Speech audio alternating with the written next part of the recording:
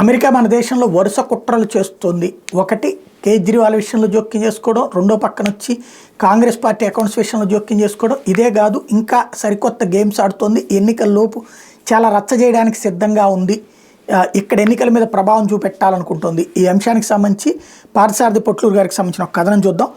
ఇఫ్తార్ విందు ఢిల్లీలోని అమెరికన్ రాయబార కార్యాలయం కాశ్మీర్ స్టూడెంట్ యూనియన్ నాయకులు పిలిచి ఇఫ్తార్ విందు ఇచ్చింది. ఆర్టికల్ 317 తొలగించిన తర్వాత అమెరికా తన రాయబార కార్యాలయం కాశ్మీర్కి చెందిన వాళ్ళకి ఇఫ్తార్ విందు ఇవ్వడం ఇదే మొదటిసారి.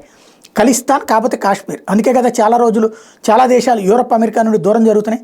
కాంగ్రెస్ పార్టీ నిధులున్న అకౌంట్స్ని ఇన్కమ్ ట్యాక్స్ విభాగం ఫ్రీజ్ చేయడం మీద మరియు కేజ్రీవాల్ అరెస్ట్ మీద ఈ రోజు కూడా నోరు పారేసుకుంది అమెరికా నోరు పారేసుకుంటున్న ప్రతిసారి ఇన్కమ్ ట్యాక్స్ మరిన్ని చర్యలకు దిగుతోంది. ఆదాయ పన్ను ఎగవేసినందుకు 1770 కోట్లు కట్టమని నోటీస్ ఇచ్చింది ఇన్కమ్ ట్యాక్స్ విభాగం.